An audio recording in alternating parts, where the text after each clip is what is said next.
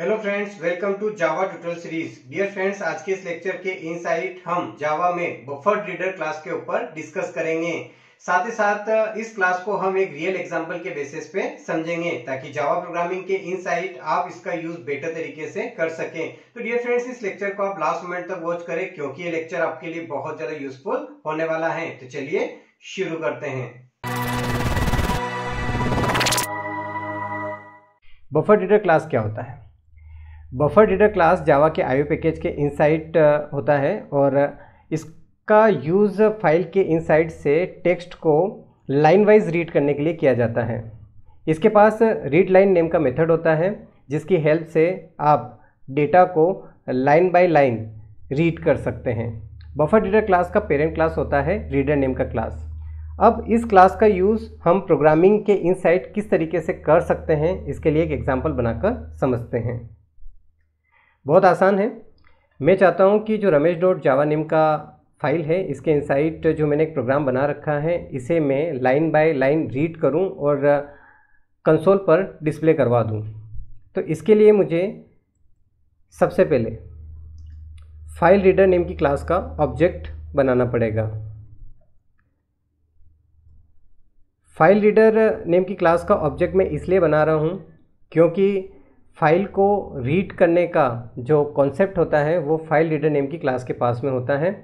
तो मुझे क्या करना है, इसका ऑब्जेक्ट बनाना है और यहाँ पर मुझे पाथ देना है जहाँ पर वो फाइल रखा हुआ है। चूँकि ramesh.java नेम की फ़ाइल इसी फाइल के पैरेलल में है तो मैं केवल यहाँ पर फाइल नेम और उसका एक्सटेंशन दूंगा।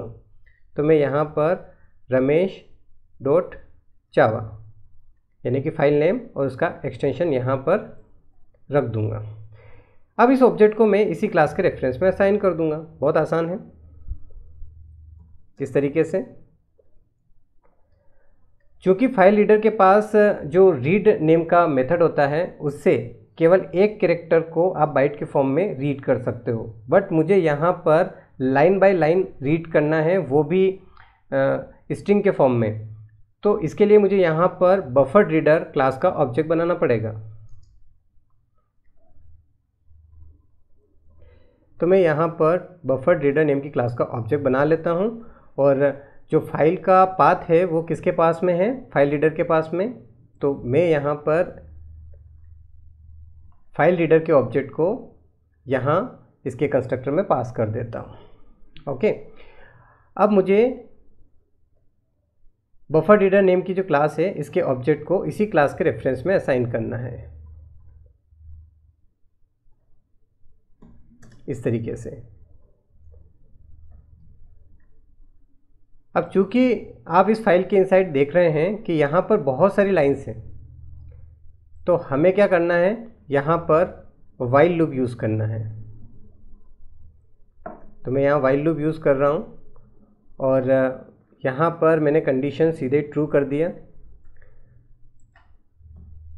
अब मैं बफर रीडर नेम की जो क्लास है उससे कॉल करूँगा रीड लाइन नेम की मेथड को।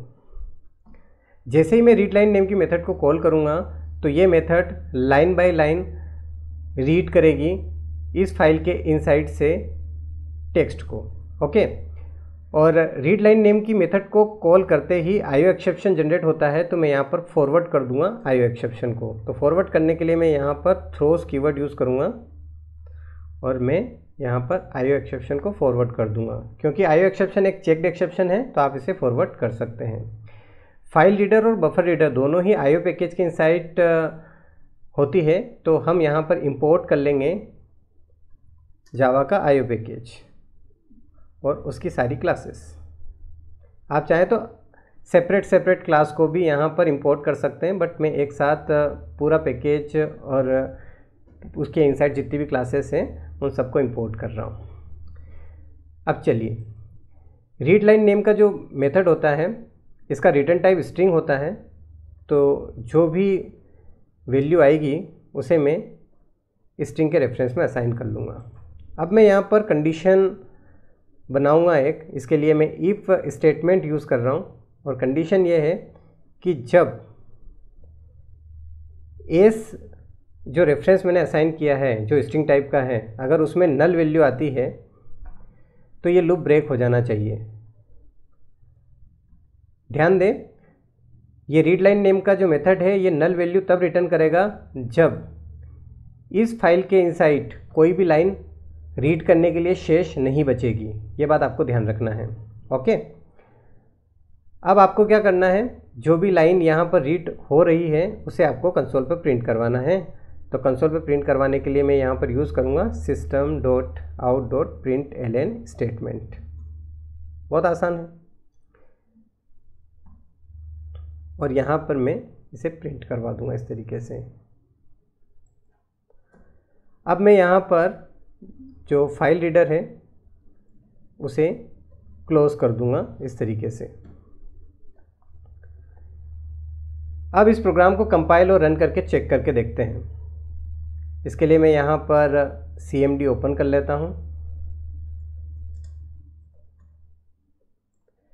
मैंने यहाँ पर इसे कंपाइल किया।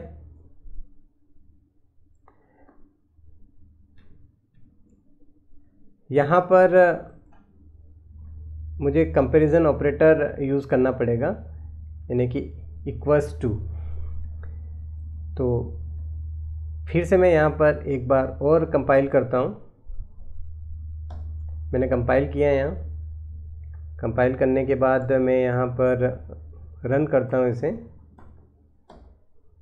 अब आप देख सकते हैं कि जो ramesh.java नेम की फ़ाइल थी उसके इनसाइड जितना भी डेटा था वो रीड होके कंसोल पर डिस्प्ले हो चुका है।